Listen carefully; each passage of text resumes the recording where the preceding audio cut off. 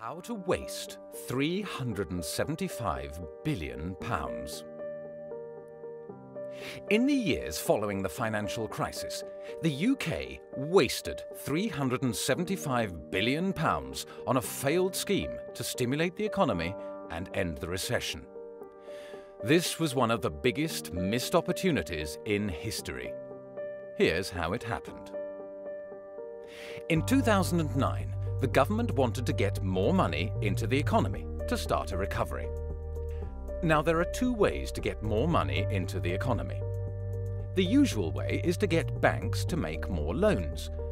Every loan a bank makes creates brand new money. So when people borrow more money is created. But there was just one problem. In 2009, banks weren't lending. They were terrified that their existing loans wouldn't be repaid, so they weren't willing to make new ones. So, if banks aren't creating enough money, the Bank of England can step in to create money instead.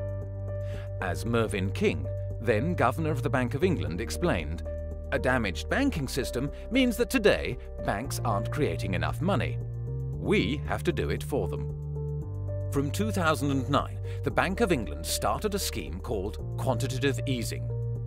They electronically created £375 billion of new money to stimulate the economy. That's nearly £6,000 for every man, woman and child in the UK. But instead of giving this money to the government or even to ordinary people, the Bank of England put this £375 billion straight into the financial markets. By flooding the markets with newly created money, it pushed up share prices by 20%. The big idea was that people who owned shares would feel wealthier and would then go out into the economy and spend more.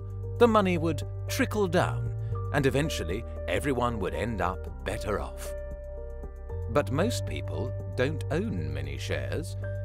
In fact, 40% of the stock market is owned by just the wealthiest 5% of the population. These people became richer by £128,000 per household. But they didn't go out and spend more. Instead, they put even more money into the financial markets to benefit from rising prices. So quantitative easing didn't work. For every £1 the Bank of England created in this way, just 8p trickled down into the real economy. The rest of the money got trapped in the financial markets, making the rich even richer, but doing very little to help anybody else. Meanwhile, at the same time as the Bank of England was creating all this new money, the government was running out of money. In 2010, they cancelled a programme to rebuild 715 schools. They also cancelled plans to build over 1,000 flood defence projects. At the same time, tens of thousands of construction workers were unemployed, sat at home desperately looking for work and for something useful to do. Instead of using some of the new money to employ them to build good schools, which would have cost just £1 billion, we let the Bank of England create 375 times this amount just to flood the financial markets. So why does the government cancel essential projects because there's no money, even though the Bank of England was able to create more new money than the entire government spends in 6 months? What if the Bank of England had taken just a fraction of the money they'd created and put it into the real economy?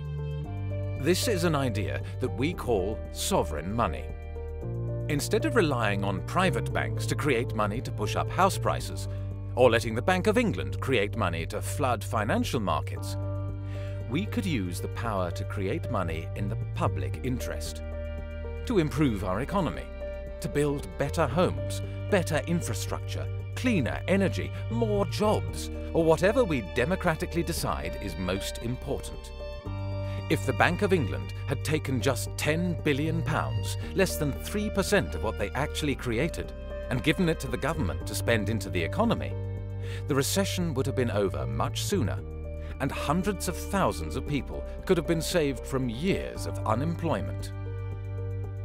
By spending £10 billion on building affordable homes, the government could have created up to 284,000 jobs. And as those new employees go out and spend their salaries, this would create even more spending and more jobs.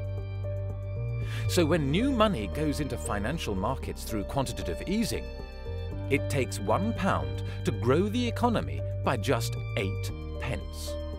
But when new money goes into the real economy, then every £1 created grows the economy by £2.80. There is a better way to use the power to create money. Instead of using it to prop up financial markets or push up house prices, we can make sure the power to create money is used for something that benefits ordinary people.